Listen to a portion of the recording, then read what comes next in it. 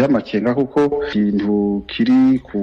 kunze ku kiyo c'imodokari daraba mbona ikintu kininiya cane cera gisa n'igikanye mugabo kiriko n'ibindi bintu urumva ko kabisa hari akamoto kadasanzwe kakirukana abantu banditse amajambo menshi adafise isiguro mugabo ahantu ubona ko bafashe umwanya ukwiye indome